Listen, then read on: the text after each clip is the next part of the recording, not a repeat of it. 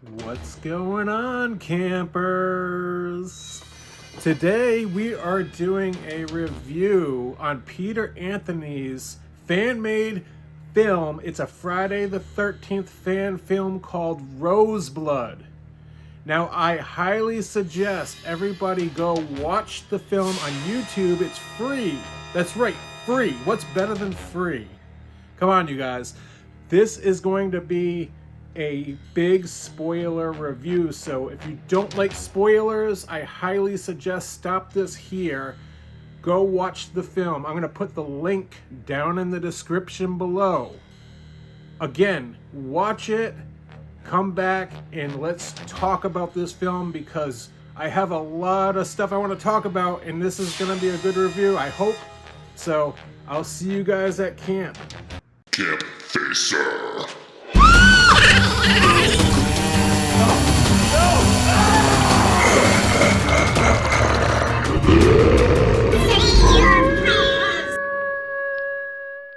Before we get into this review, I also want to do a big shout out to all my camp supporters, my camp members of the channel for directly supporting me over all this time. You guys are awesome. If you guys out there are looking to help support the channel and want to become a camp member and get exclusive member-only videos and much more, and just help support, I will leave a link down in the description below. And thank you guys, and thank these guys right here. These guys are the ones. Big credit to these guys. All right, let's go, campers. Okay, so let's get into this video, you guys. Again, there's big spoilers going on in this review. I'm going to talk a little bit about what the movie is about, what I liked about it, and then near the end I might talk a little bit about what I didn't like about it. But a lot of you guys out there know that I usually go in with a box of popcorn. When I see a movie, I enjoy it. I immerse my imagination into the fictional characters. It's a horror movie. I get it. A lot of kids nowadays, they judge. They walk in with a notepad and a pen and be like, oh, this would never happen or that would never happen. I immerse my imagination. That's how I grew up watching movies, you guys. Okay, so I'm going to be a little honest here. Back when this film, the trailer and everything were announced, I saw it a few times and I thought, oh, it looks okay. I mean, don't get me wrong. There's a lot of Friday the 13th fan films popping up left and right out there. I like it. I like how people are doing this because the more the better. It's fun for us horror fans, especially if Friday the 13th franchise is on hold because of the whole lawsuit. I really enjoy a lot of these Never Hike in the Never Hike in the Snow, Never Hike Alone, Roseblood, here we go, and what was the other few? I can't remember off the top of my head, but there's a lot coming out that I really enjoy, you guys. So anyways, when I saw this trailer, I think about a year ago, or within the past year, I thought to myself, it looks pretty cool, but at the same time, I wasn't sure about the whole environment being like in the institution or the lab the whole time. The way the walls are just too much white going on, and it looked almost like soap opera-ish. That's what I assumed when I was watching the trailer. I'm like, I don't know if the acting is going to be good. Is this going to be another fan film that's like, mediocre? I wasn't psyched on it, put it that way, okay? So then last night, I saw it. I was like, oh, I'm a little late to the party. This has been out for a little bit. So about 10:30 last night, I popped it on YouTube for free, and started watching it, and I immediately, the acting, the characters grabbed me. It drew me in. I was really surprised how well the acting was, and I always thought to myself, what happened after Friday the 13th Part 7, The New Blood? Whatever happened to Tina? I also want to say this is a Peter Anthony film. This dude did an amazing job. Terry Kaiser also plays a small part in this, and Lara Park, Tina, has a role in the beginning and the end of the film, which is really cool to see. And there's a few other people. But I like how Peter Anthony decided to make a film directly after Part 7 because we all wondered what happened to Tina. What happened to her boyfriend? What happened between Part 7 and Part 8? And this is a little bit different of a Stop making me laugh, you jerk. How am I making you laugh? You're making me laugh. Now, we all wondered what happened after part 7. Because in Hollywood, they went from part 7 to part 8, Jason Takes Manhattan, and it was a little ridiculous. And I always wondered, what happened to Tina? What happened to her boyfriend?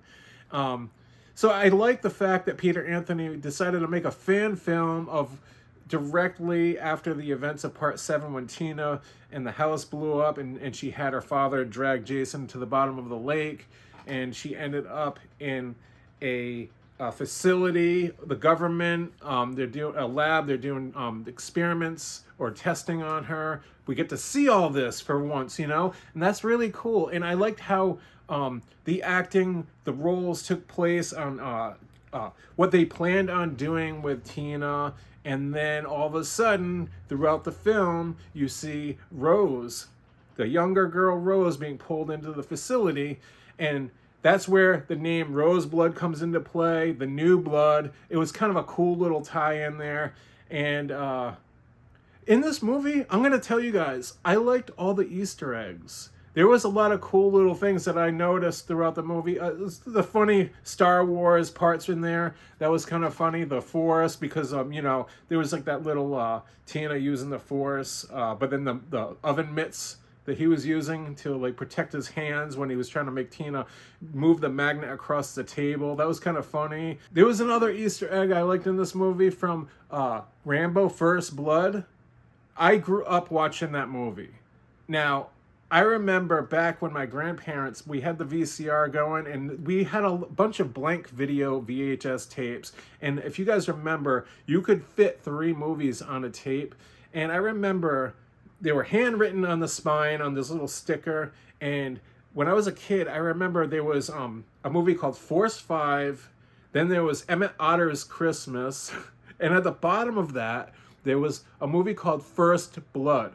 Now, when I saw that, I was like, ooh, a horror movie, First Blood, because I was a kid. I thought it was like a, you know, some kind of a horror movie. So I popped it in, and I'm like, what's this? This is no horror. This is an army guy, a vet walking down the road. And that movie dragged me in from beginning to end. That's how I first watched Rambo First Blood. So that reference they did where Rambo, come in, and the whole code back on the walkie-talkie, that was an awesome little nod to the First Blood there. I like how they added that stuff in. There was some different posters in the background and different things throughout the film. That was a lot of fun to add that kind of stuff in there. But other than that, the movie, this fan film, the acting, it really grabbed me. The characters grabbed me. I started falling in love with the characters. I loved how this wasn't all about Jason. I liked how it explained what Tina went through, what they were trying to do with her power, what they were trying to do with Rose's power, what they were going to use it for the government. And she bonded, she became friends with Rose, and they talked about what happened in the past throughout their experience. And I thought it was pretty damn badass what happened when they showed the video of what happened to Rose's parents. They explained, oh, no one entered the home. There were cameras set up. We didn't see anybody go into the home. She was in bed sleeping. And then this happened to her parents. And they didn't show it. But in my head, when I watched it, I assumed she was dreaming or sleeping and she accidentally used her powers. And I thought she ripped her parents apart, or like slammed them around and knives. Like, I thought something in her mind controlled telekinesis powers and killed her parents. So they come on saying that the child is evil, Rose is evil.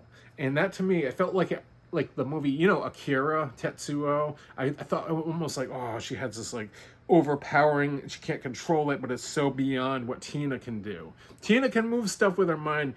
She's a little innocent, obviously, but Rose is this young girl with act innocent. She comes off as an innocent little child, but at the same time, you saw the rose red blood in her eyes. I thought that there was some kind of Tetsuo, Akira overpowering, like make people implode or explode beyond what we imagined, especially when they put Rose in that room and shut the door.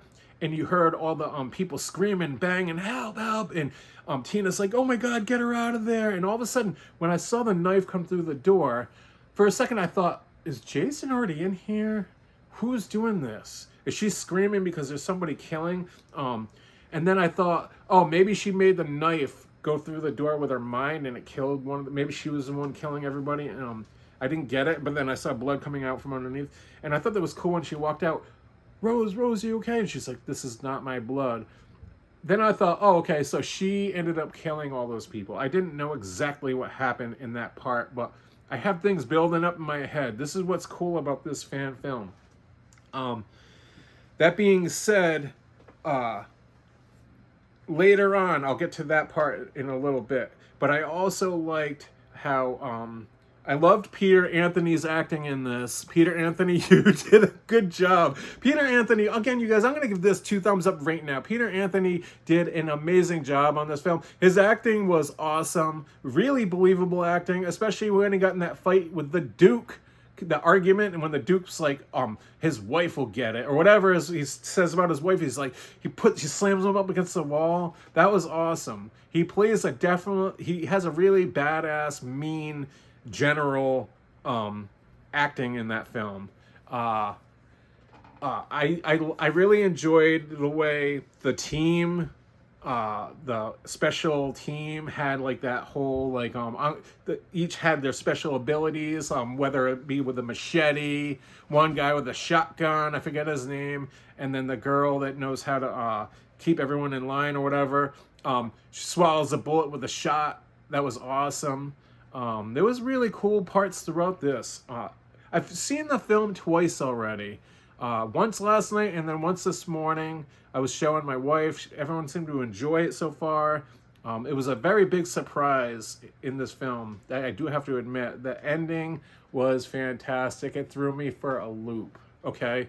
But before we get into that, I want to say one of my favorite kills, the most brutal kill in this movie, was when Jason grabbed Julian by the face and dug his fingernails in there and ripped his face right off of his skull, and then slams his face skin against the window in front of the Duke.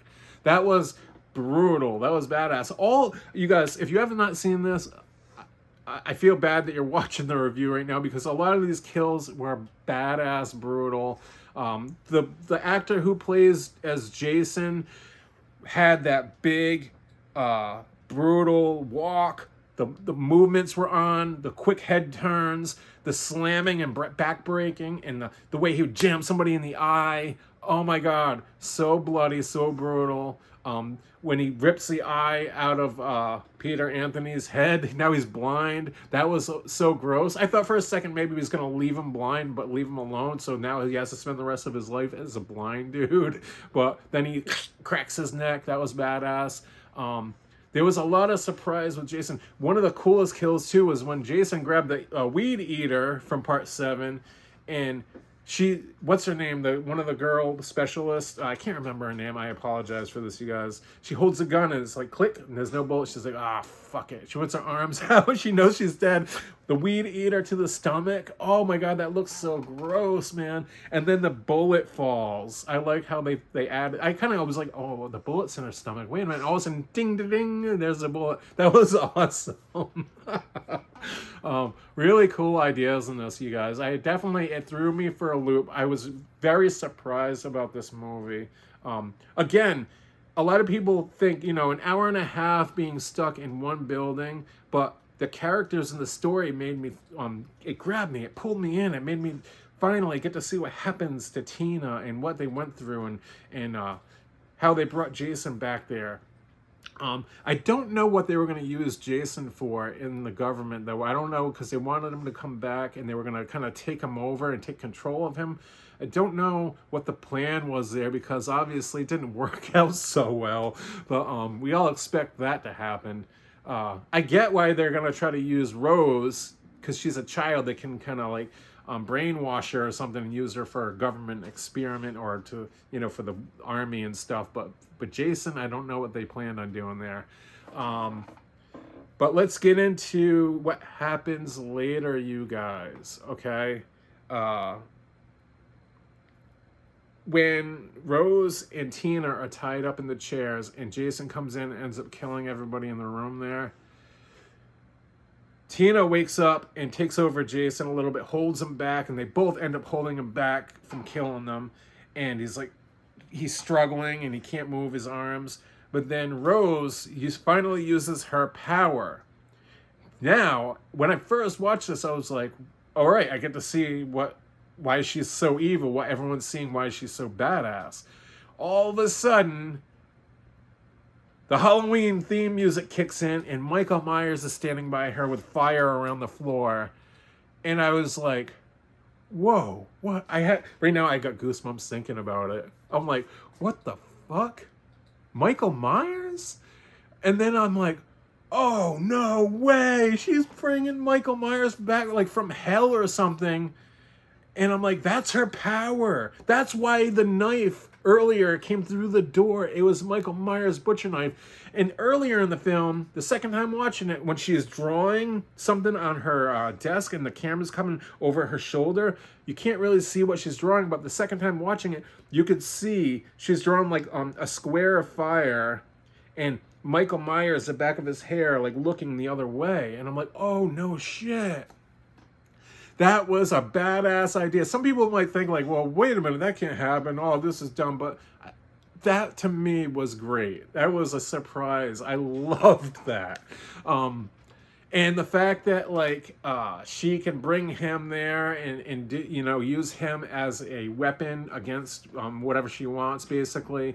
But then they go away, and then I thought she sent them both back, but she sent Michael back, and then Jason stabs her through the chest, through the back, and then Tina wakes up, obviously, and I thought for a second, wait a minute, was that all a dream? But no, I'm a little confused near the end, because Tina's got the red eye, the rose eye. Did that, like, all 100% happen? I'm a little confused a little bit about that, but we'll have to see. But then she didn't send Jason back, and you guys saw he went to hell. She sent him to hell when Nick came in the room, which was awesome to see Nick and Tina back together once again. The Duke obviously got out because he's in Jason Goes to Hell, but it didn't show him get out. I don't know what happened to the Duke at the end of that. But what was really cool, the song at the end credits. The song at the end of the credits was really popcorn to me. That really made me feel like when I was a kid and I'd go to the movie theater and I'd see like a blockbuster film like Ninja Turtles or like some kind of huge film. When the credits roll and the song, even like the Transformers the movie, like the live action movie, the song, the theme that you guys chose for the end of this film, it had that 80s, early 90s vibe, and it made you really, when you hear it, you think it's like you're hearing the song, and it comes and it brings the whole film into one bunch in your mind about how awesome what you just saw was actually even better than what you just saw, because you're hearing this cool 80s theme and the lyrics, and I know it sounded a little bit weird, but it brings it all together in one big pile, and it makes you, it releases it all at once, and it's like, oh wow, what I just saw was awesome. This song is a badass ending to this whole journey that I just saw. That was awesome. I love that new song. I have to listen to that. I'm gonna have to put that on my Spotify or my YouTube playlist. And finally, I'm glad I stuck to the end credits, because I did not expect this little Easter egg treat at the very end. What we saw, Savini Jason, surprise, surprise, that is badass. I want to see if you guys have something in store for that, or if that's just a little funny thing, or if it's going to become a reality, because if so, I can only imagine Savini Jason coming back from hell and doing his thing in the real world. Holy fuck. That would be badass. Again, I'm going to give this video, I'm going to give this fan film a 9 out of 10. And that's my honest opinion. Was it 100% perfect? No. The one thing I do have to say I didn't care too much about it was, it didn't bother me all that much, but there was a lot of, the whole film was inside the facility, and there was a lot of white walls. But that's what it was. That's the story. That was what Tina went through. It was all there. And it didn't bother me that much. But then the only thing beyond that that drove me a little bit nuts was it dragged out a little bit too much, bouncing back and forth. They could have cut some of the dialogue down that we didn't need to hear over and like too much of each thing about Tina being sad or this being happening or the Duke talking too much. Just a little, they could have toned it down just a little bit, you know, just a little bit. Maybe think about that in the next film. I'm not like Mr. Professional here. This is just how I felt watching it 2 times in a row. They could have cut it down just a little bit each part, sped it up a little bit to kind of keep people moving, because there could be a little bit of yawning going on, bouncing back and forth and dragging parts out a little bit too long. That's my only gripe about this film. Other than that, it was awesome. The practical effects, 100%, 2 thumbs up. Bloody as hell, brutal as hell, a lot of fun. The costumes, the lighting, the acting, the music, the constant music from part 7. You guys had that theme song rolling the whole, like, a little bit the whole time. Awesome, I love that. The way Jason moved, the way Jason looked, badass. What else do I have to say about this film? Roseblood, Peter Anthony, everyone involved. I know Nick from Slash and Cast was taking part with doing camera work and stuff like that. I wish I backed it. I didn't have a chance to back it. I just kind of slipped right by me, and then I saw the trailer later on. I would have backed it, but hey, here I am talking about it, and I hope everyone's watching it. Give this video a like. I appreciate it. Again, I can't stress enough. Go watch it. I'm going to put the link down in the description below for the 100th time. I know later after I post this video, I'm going to be like, damn, there was something I wanted to say, and I forgot it, because that's how it always works here. Yeah, that's it. That's it for today's review on Roseblood, I think. Is there anything else I wanted to say? I liked how they added the Nintendo, the retro. There was a Star Wars. There was the First Blood Easter eggs. The cameos with Nick and Tina and the Doctor. And what else? Weekend at Bernie's Doctor. I always forget he played in Weekend at Bernie's. I love that movie. I met him at my first Comic-Con I ever went to. I think that's it. Again, give this video a like. Please subscribe to my channel if you have not already. Please consider. I appreciate it. I appreciate every single one of you guys. And as always, campers, stay out of the woods, because he's out there. Just don't go in there. Christmas is coming. I don't need to see you guys disappearing. That's it. Just stay out of the woods. That's all I have to say. Just don't go in the woods.